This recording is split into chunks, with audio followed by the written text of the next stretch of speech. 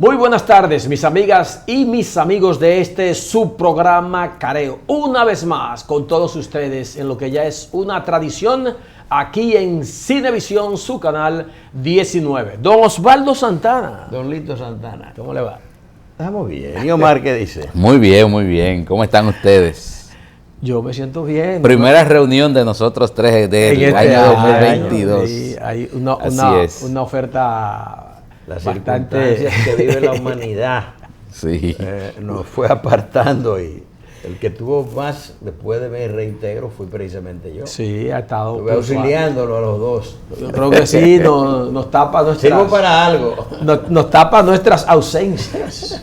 Bueno, que quisiéramos comenzar este programa uniéndonos al regocijo de la República Dominicana por la selección de David Ortiz. ¿Cuál es el segundo apellido de Ortiz? Díaz, No lo tengo ahora. Sí, creo que Díaz, pero que la gente No lo nada más tengo ha ahora. acuñado ese nombre, David Ortiz, electo al Salón de la Fama. Que es el apellido de la madre, es lo que la gente no sabe. Sí. No, David Ortiz es el apellido de el Ortiz es de la madre. Sí, le dieron un privilegio ahí a la doña que a lo mejor tuvo que ver con su No, lo que declaración. eso pasa con los peloteros, o pasaba durante mucho tiempo con los peloteros dominicanos. El primer apellido de Pedro Martínez es Jaime. Sí. El primer apellido de Sammy Sosa es Peralta. Ok. Entonces,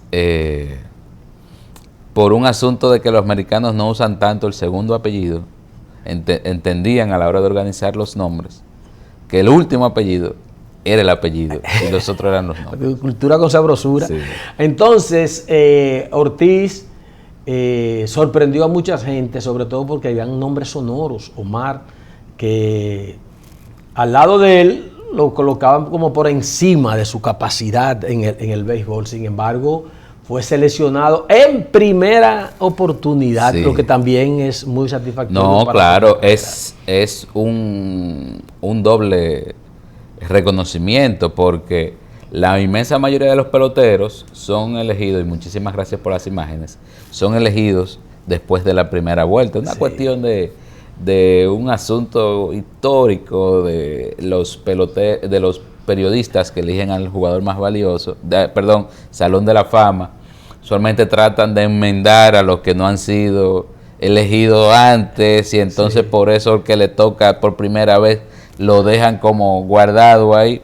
Sin embargo, este año el único que entró fue David Ortiz y peloteros que ya no van a entrar a través de la vía del voto como Barry Bonds, Roger Clemens, Kurt Schilling. Sí. Tuvieron más votos que nunca, pero se quedaron fuera porque se pasa con las 3/4 partes, un 75%. Sí.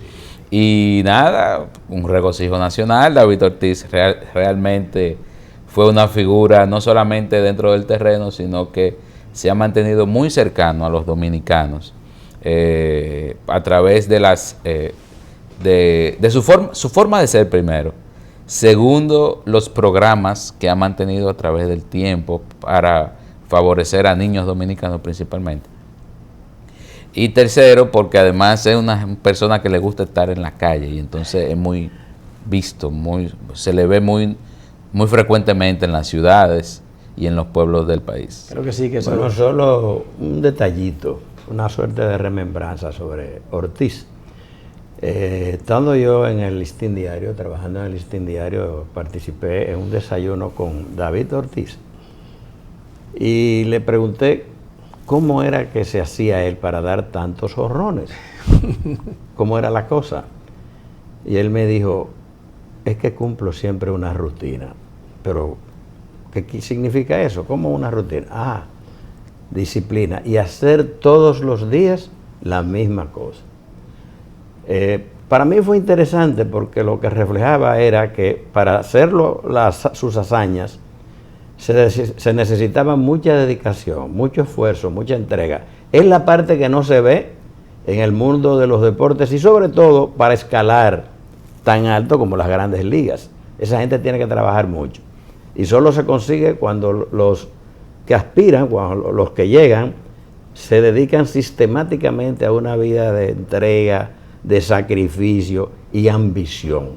De modo que hay que recordarlo también como ese elemento que mientras estuvo en su carrera profesional fue un tipo extremadamente disciplinado, que siempre cumplió una rutina, que es lo que a fin de cuentas, si tiene las capacidades, la disponibilidad, te convierte en una persona de éxito.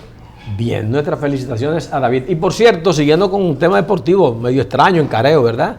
Ya la serie del Caribe. Recuérdate que Omar comenzó haciendo los deportes. Pero al final estamos en plena serie del Caribe. Y es que estamos en una época del béisbol dominicano. Eso te decía, estábamos ya en plena serie del Caribe y aprovechar también para felicitar a los Gigantes del Cibao. Por segunda ocasión se convierten en campeones de lo que es nuestro béisbol invernal y estamos participando en la Serie del Caribe. Muchos cuestionamientos si se iba a poder o no. Organizada en República Dominicana. Sí, por los protocolos de salud y todas estas cosas. Pero al fin el dominicano le gusta su béisbol y la gente al final había que ponerle mejor algunos paros para que no entre tanta gente a los estadios que se reventaban con la asistencia del público, sobre todo en los partidos ya de los equipos más tradicionales.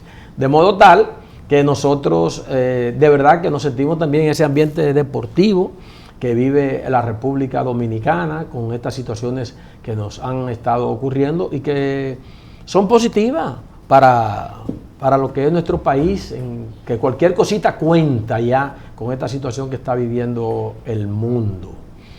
Bueno, y con la situación nos unimos a las felicitaciones, pero además con la situación que estamos viviendo, mucha violencia en la República Dominicana, esto se suma también el alto costo de la vida que viene disparado por una inflación mundial, alza de los combustibles, muchos problemas. Sí, entonces el deporte ayuda. Atenuar un poco la cosa. Vamos a la primera pausa comercial. Cuando regresemos tendremos más comentarios en este subprograma Careo.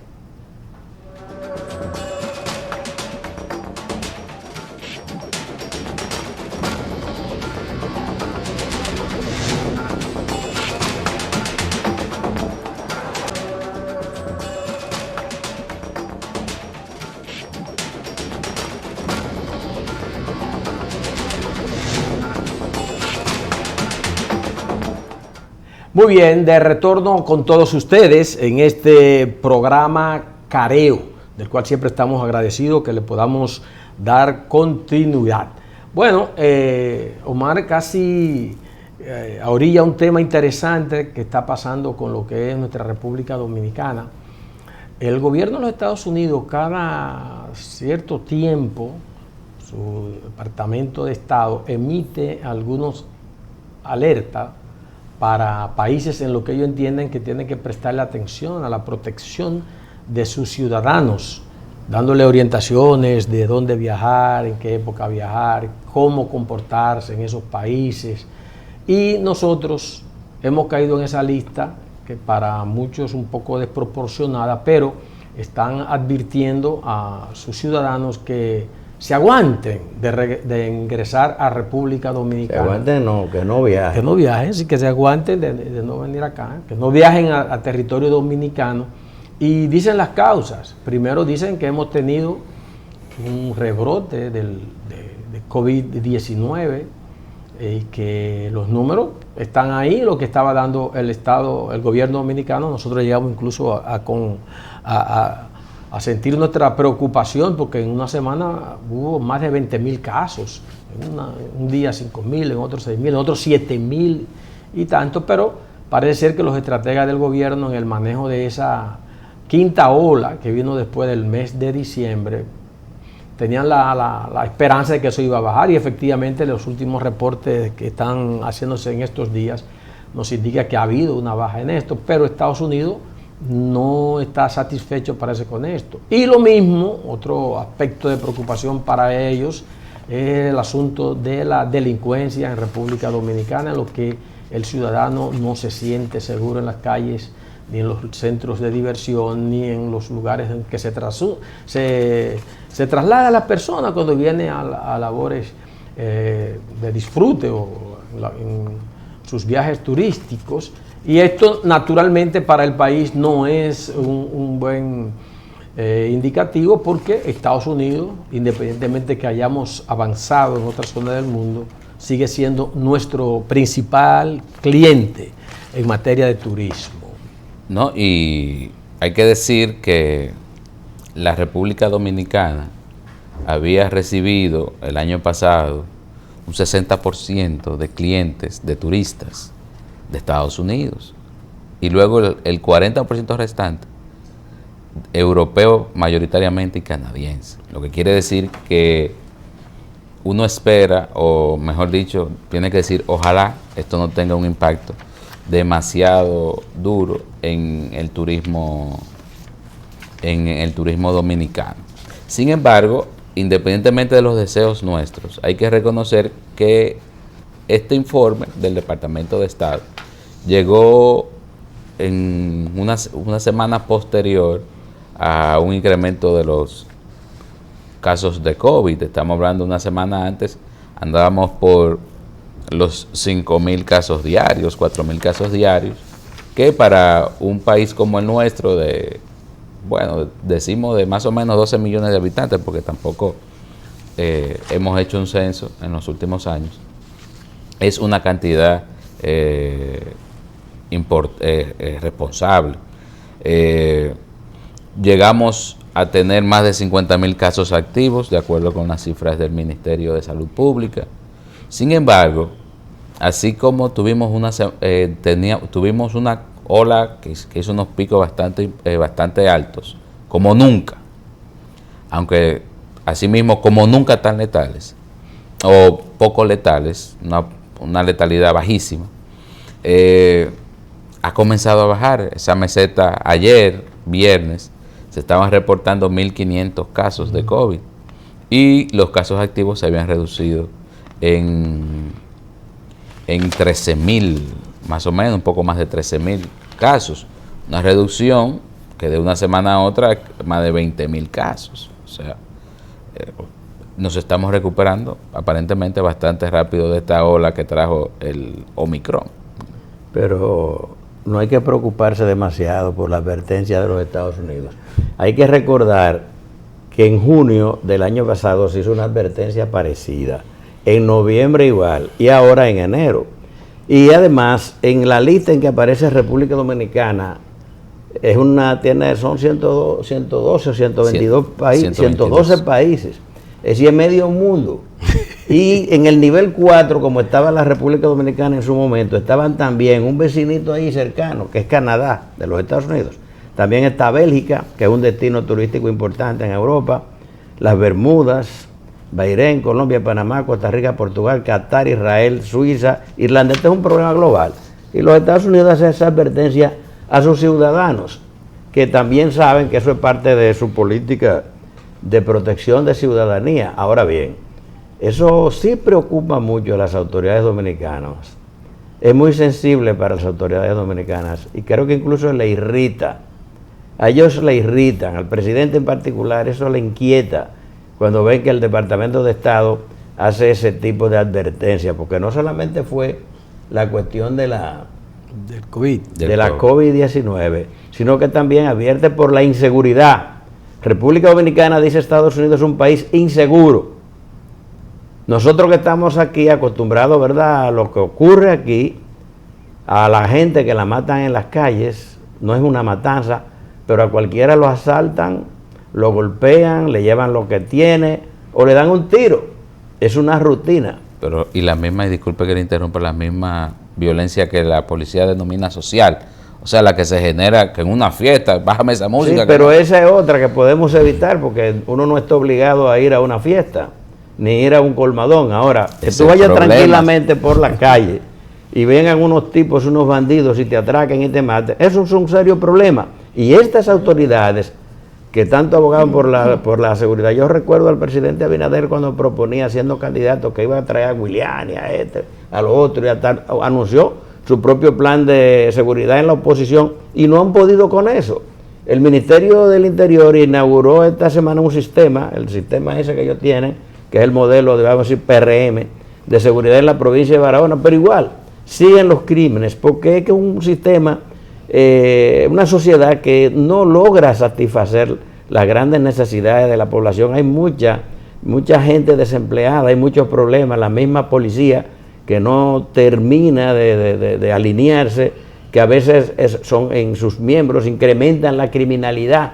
De modo que la República Dominicana, aunque nos duela, aunque seamos una meca, aunque seamos un destino que debemos mejorar cada vez, es un país riesgoso, peligroso. Nadie está seguro ni siquiera en su casa. Dirán, está exagerando, Osvaldo, pero la verdad, no te ocurre todos los días, no le ocurre a todo el mundo, pero a cualquiera le pasa.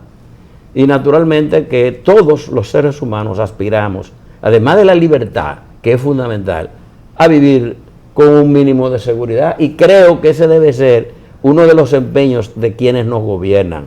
Lamentablemente, no sé qué es lo que pasa, pero cuando llegan, como que relativizan la cuestión y lo único que les interesa es quedar bien y presentar esa imagen de que todo va bien. No es así.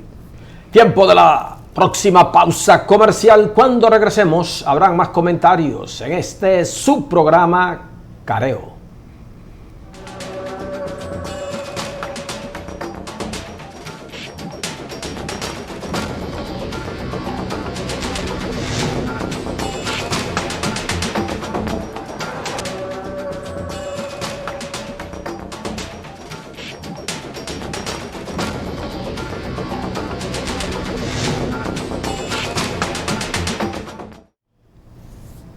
Seguimos aquí en Careo.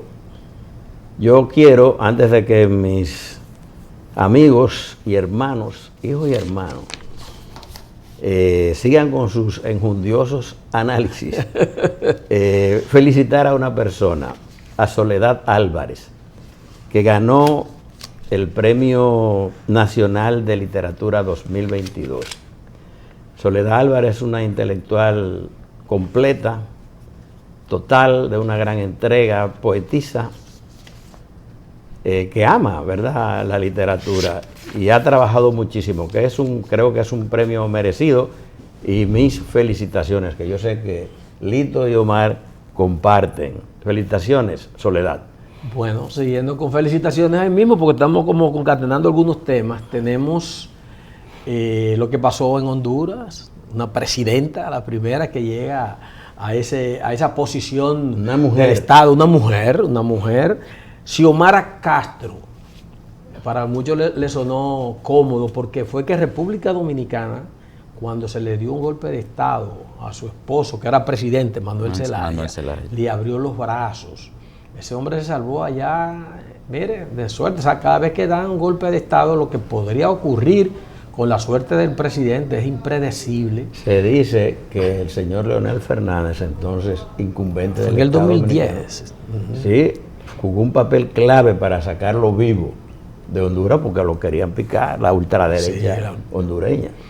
Hay un tema con esto, y siempre la ultraderecha tiene como los poderes, ¿verdad? Porque en Bolivia, por ejemplo, en una ocasión, cuando se habló de que hubo un fraude electoral, tuvo que saltar al presidente que había sido electo en ese entonces, y Estados Unidos y todo el movimiento se pudo revertir. Morales. Sí, Evo. Entonces, por suerte, Bolivia se ha reincorporado al proceso democrático, como ocurrió ahora con Honduras, que aunque no fue en base a golpes sucesivos de Estado, sí a elecciones muy cuestionadas. Incluso el último presidente, antes de Xiomara, salió inculpado a través de un hermano que está siendo incluso procesado en Estados Unidos por narcotráfico. Y una de las cosas que envió, uno de los detalles que envió Xiomara Castro, invitando a los delegados políticos dominicanos, es la acogida que le dio República Dominicana a ella y a su esposo en ese momento. Eran tiempos, Osvaldo, en el que Dominicana se había crecido, porque también estábamos manejando los conflictos de Venezuela, cuando aquello con Hugo Chávez y los intentos que había por derrocar a ese gobierno, y las grandes discusiones con Colombia, que tenían cierta disputa, y el presidente Fernández también jugó un papel interesante en esos momentos. Así que nuestra felicitación a Xiomara Castro, a Honduras como país que se está dando el lujo de tener una mujer que va a gobernar esa nación para los próximos años. solamente sumar que creo que la convocatoria o las invitaciones que hizo Xiomara Castro a la República Dominicana mostraron mucho el agradecimiento hacia el país. Creo que no hubo partido político que no recibiera, que no fuera invitado, y es una señal de que los lazos entre ambos países pudieran fortalecerse aún más durante este nuevo periodo de Xiomara Castro. Lo único que iba a señalar, don Lito, como usted señaló la ultraderecha y la vinculó a los golpes de Estado, es que a mí no me gusta hablar de derecha e izquierda ni para dictaduras ni para golpes de Estado, pero la izquierda latinoamericana ahora mismo también está montando dictaduras, o por lo menos gobiernos extremadamente autoritarios a lo largo de América Latina, y eso lo dejo ahí. Sin embargo, lo resaltante es que la señora Castro asume, ¿verdad?, y sustituye a un hombre que se llama Juan Orlando Hernández. No sé si allá se abrirá un proceso contra él, pero hay graves cargos de corrupción, los mismos vínculos que Lito mencionaba de un hermano, y de todo lo que fue ese gobierno, que fue en realidad el producto de toda aquella conspiración que imposibilitó, ¿verdad?, que el esposo, el señor Manuel Zelaya de Castro, gobernara el periodo como le correspondía. Y esta vez Castro asume en un momento en que sectores más o menos de izquierda, hay que decirlo así, cada vez más sectores están gobernando en América Latina. Es verdad que quizás no son los mejores ejemplos, porque lo que conocemos como democracia, voto libre y alternabilidad en el poder, no existe. Por ejemplo, el caso de Nicaragua es muy crítico, que renunciaron, digamos, a lo que era el Frente Sandinista de Liberación Nacional, y Ortega se ha peleado con todos sus viejos compañeros y se ha perpetuado en el poder. Lo mismo pasa en Venezuela, donde Maduro, en la continuidad del chavismo, ha hecho igual lo propio. Y tenemos a Cuba, que moralmente todo el mundo la apoya porque Estados Unidos le ha castigado duramente por el embargo. Pero igual, Cuba es un país cerrado que debería abrirse y debe propiciar que haya multipartidismo y que haya alguna forma de democracia en la cual la gente se pueda pronunciar. Pero también en Bolivia, como decía Lito, retornaron las fuerzas democráticas. Y en el caso de Xiomara, yo creo que no se va a repetir la historia. Yo espero que la derecha no se reorganice y conspiren contra ella, aunque ya hemos visto una situación de debilidad interna en el frente que la condujo al poder, porque los legisladores que ganaron con ella ya se han dividido y ella no pudo jurar en el Congreso Nacional, sino que tuvo que hacerlo ante un juez civil. Entonces eso es un mal augurio. De todas formas, el dato que quiero resaltar es que hay una tendencia en América Latina a la elección de personas que se puede denominar como de orientación de izquierda. No se tendría que decir necesariamente progresista, pero digamos que se diferencian de la derecha. Ese es el punto. Y hay probablemente una nueva figura, una figura que vuelva nuevamente, es la expresión adecuada al poder, que es el expresidente de Brasil, Lula da Silva, el señor Ignacio Lula da Silva, que está muy por encima del derechista Bolsonaro, Omar, aunque a ti no te guste. Tiene una popularidad de un 44% contra un 24%, una distancia grande. Todavía no son las elecciones, pero Lula, después de ser perseguido, acusado de todas las cosas, se ha recuperado porque él desarrolló un proceso de participación y mejoría social que impactó tremendamente a las personas, a los más pobres de Brasil. Y después pudo haber de todo, de por medio del Estado de Brecht y demás.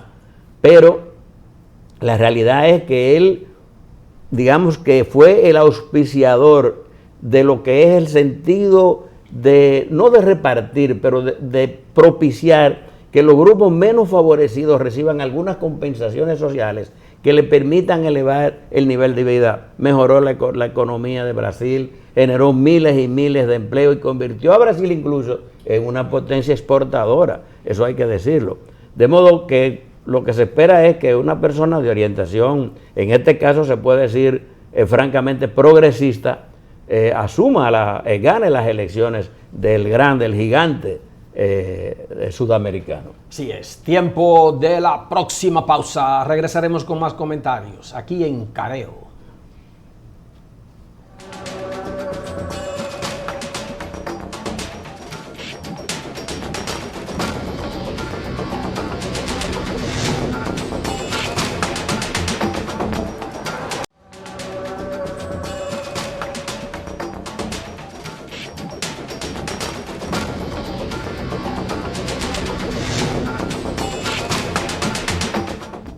Muy bien, qué bueno que podemos regresar con todos ustedes en este programa Careo en Cinevisión.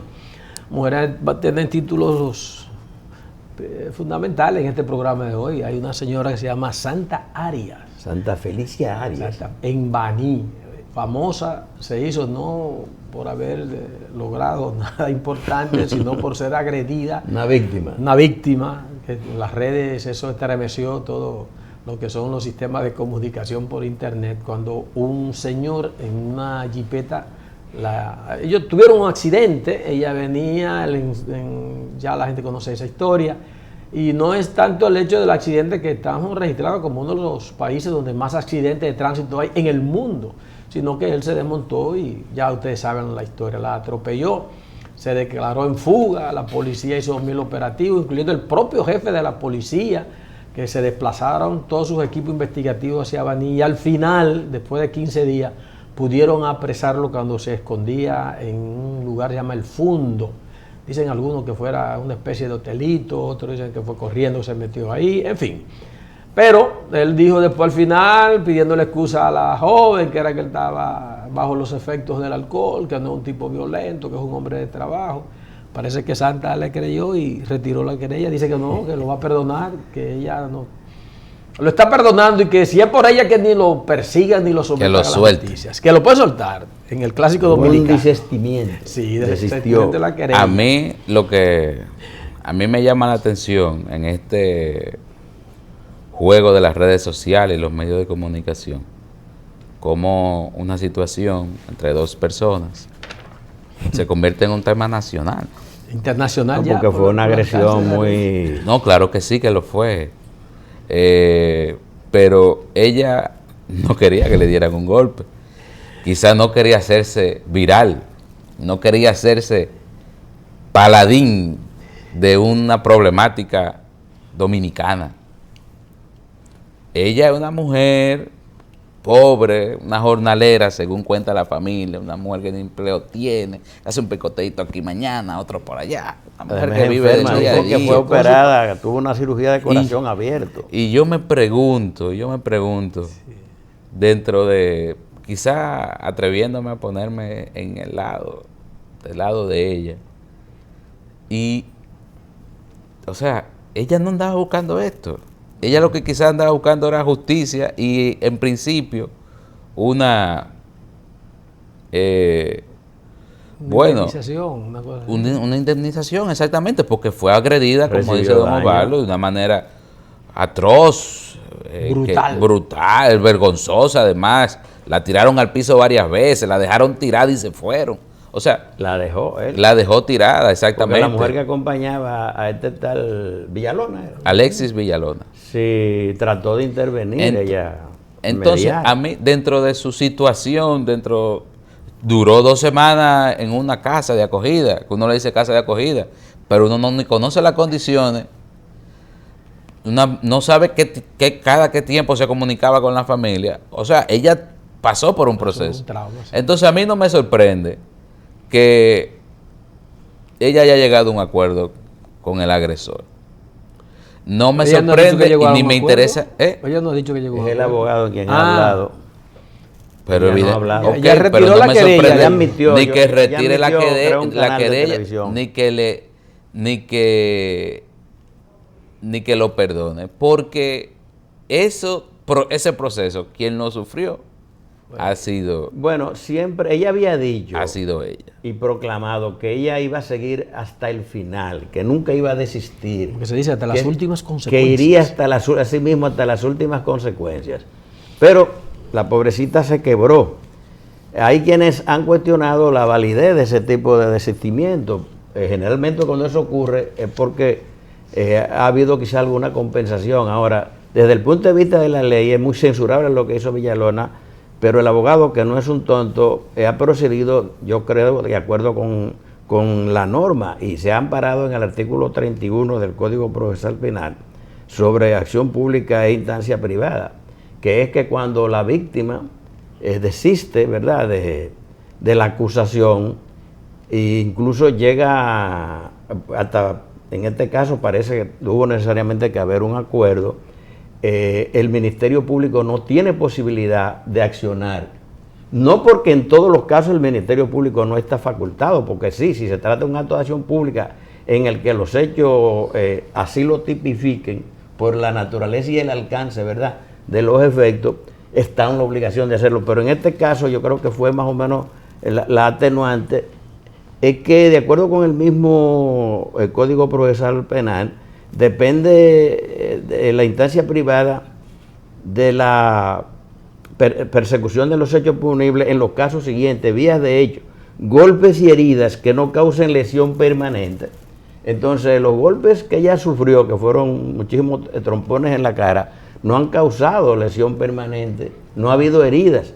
Entonces, el Ministerio Público no está obligado a accionar, y en todo caso, si lo vemos a través de lo que es el Código Penal, lo que pudiera ser la sanción que está previsto en el artículo 39 del Código Penal, dice que el que voluntariamente infiere heridas, diere golpes, cometiere actos de violencia o vía de hechos, y de ellos resultase el agraviado, primero, una enfermedad o imposibilidad que le imposibilite dedicarse a su trabajo durante más de 20 días, será castigado con la pena de prisión de 6 meses a 2 años y multa de 500 a 5,000 pesos. Pero ella, la pobre, era desempleada, los golpes y heridas tampoco la imposibilitaron, y quizás eso le abre al hombre, al abogado, al defensor, la posibilidad de este tipo de entendimiento. Y yo no sé qué va a ocurrir o qué ha debido ocurrir, porque en este programa se grabó ayer. Yo creo que ayer había una audiencia para conocer las medidas preliminares. No sé si harán efectivo, si presentarán, supongo que lo harán, el desistimiento, y en consecuencia este hombre lo dejarán suelto. Pero por más ingenuo que tratemos de ser, yo dudo que sin que esta señora haya llegado a un acuerdo, a una transacción, sin que medie de alguna forma algún medio de compensación. Vamos a ver qué pasa. Tiempo de los comerciales y regresaremos ya con la parte final de este subprograma Careo.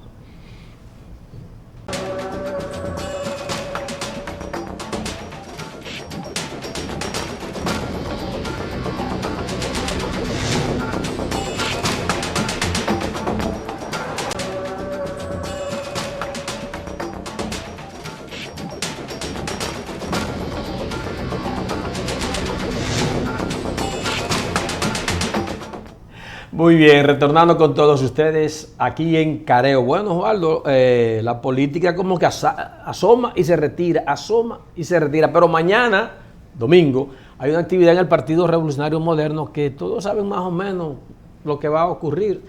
Una crónica que ya tiene los efectos preparados. Se va a tratar de quitar un capítulo en que la reelección en el Partido Revolucionario Moderno, que hasta ahora ha estado estatutariamente como siguiendo aquellas cosas que eran legado de Peña Gómez, están ahí, y entonces había que quitarlo para que el presidente Abinader pueda reelegirse.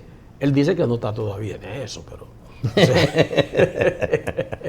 pero se podría tratar ese tema. Y en el PRM no hay un debate, ¿por qué?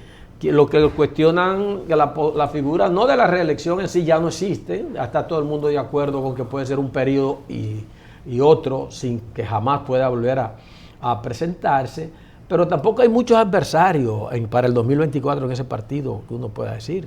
Es exacto. no existen los adversarios, pero además hay otros aspirantes. Ustedes Hay dirán aspi- que pueda competir. que puedan competir. Un proceso Sí, abierto un con proceso el abierto. presidente Abinader. Pero de a lo que- Pero también están los puestos de candidato. internos. Pero ¿no? a De lo que yo me dirección. refiero, a lo que me iba a referir es que aunque ese era el ideal de Peña Gómez, el de Hipólito, De no reelección. de no reelección, En la presidencia de la República. el de Hipólito son 2 periodos y nunca jamás. O sea que, porque así fue que la modificó en su momento cuando fue presidente de la 2002. República. Ujú. No me imagino que ya a esta edad le daría para atrás a esa forma de pensar. Entonces, ¿qué le digo? Yo creo que no debe de haber... Sí, eso va a pasar bien. No, es que hay un asunto elemental, señores. La reelección inconvenientes. presidencial está permitida Exacto. por la Constitución En la de la con- República. exacto. Y es absurdo, incluso hasta de manera metodológica Inconstitucional también. e ilegal, que en un partido, mientras la Constitución de la Nación establece que la persona que ejerce el poder tiene el derecho a optar por una reelección, que en su partido o en un partido, cual que sea, se establezca la prohibición de la reelección mientras la persona de ese partido sea presidente de la República o la reelección en la presidencia. En tal caso, es un absurdo. En tal caso, los estatutos se aprobaron con ese absurdo, como usted lo dice. Bueno, pero Antes era de- ¿por qué parte ellos están heredando? El PRM, una extensión, bueno, no hay que decirlo, es otro PRD que cambió de nombre, porque no hay diferencia. Lo mismo el peñagomismo, creo que aquí ha habido algunas corrientes neoliberales o el liberalismo, ellos se han reorientado, no han seguido el lineamiento internacional de la Internacional Socialista. El presidente Abinader lo ha ido orientando más bien por un liberalismo único que es un poco más derechista, porque la Internacional lo que aspiraba era al socialismo democrático, que tiene mucho avance en lo que es en Europa y sobre todo en Europa del Norte. Pero bien, esta es una continuidad del PRD, un PRD con nuevas siglas, pero lo mismo, ¿no? La misma gente. Y entonces, digamos que el kit de la cuestión era que Peña Gómez, su líder, y además que, digamos, la esencia de ese partido, que era el peñagomismo, era opuesto a rajatabla a la reelección. Atuey de Can, ¿verdad?, que era un verdadero líder del Partido Revolucionario Dominicano, pero lo expulsaron, Hipólito lo expulsó. Se opuso Por a la esta reelección de Hipólito Ese tema. Mejía, porque ese era uno de los principios fundamentales en que se afirmaba el PRDismo, en el no reeleccionismo. Y entonces Atuey sale, se queda fuera, funda su Partido Revolucionario Socialdemócrata, El del recuerden toro. bien, Sí, el del toro. el del torito negro. Bueno, se parece a un toro de Miura, que abundan en España, los cuernos y la definición, no parece tanto un toro nativo. Bueno, el tema es que Atuey es producto de la resistencia antirreeleccionista, pero ya modernamente un partido que una gente que han estado tuvieron tantos años fuera del poder, ellos quieren seguir y es natural. ¿Con quién van a seguir? Es con Abinader. Abinader. Entonces ahí los principios viejos, la ética, se van a la porra. De modo que yo lo entiendo y lo comprendo y creo que el PRM no tiene más alternativa que lo que va a ocurrir mañana, que es superar esa tara para la reelección. Y yo creo que realmente, viendo ya la época, los momentos, el mundo, los gobernantes deberían tener derecho a reelegirse una vez. Sí. Porque si lo hizo bien, si muestra un código de conducta, si es una persona decente, si no propicia el robo, la corrupción, hay que darle la La oportunidad dictadura. de que sea la nación que lo censure o que lo apruebe, ¿no?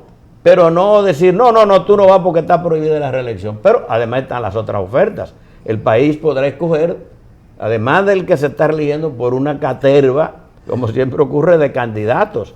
Y entonces la nación que decida, de modo que yo creo que sí, que el PRM hace bien con levantar ese absurdo que era la prohibición a la reelección, que era parte de las esencias PRDistas y del peñagomismo. También, hay que decirlo, se correspondía con un estadio, con un periodo histórico en el que la reelección, por definición, era continuidad de la fuerza, la opresión, El fraude. lo que sabemos, el fraude. Balaguer era el referente. Ya. De modo que eso había que eso podía ser una tarea fundamental y se jugó en el momento el rol del antirreeleccionismo. Se nos acabó el tiempo, mis amigas y mis amigos. Una pena porque hay otros temas. Sí, hay otros temas, pero viene el sábado, ahí es nuestra conformidad. A la 1:00 de la tarde nos estaremos juntando nueva vez. ¿Viste, Jaime David apoyando a Margarita Cedeño? Hasta la próxima, mis amigas y mis amigos, en este subprograma Careo. Pásenla bien.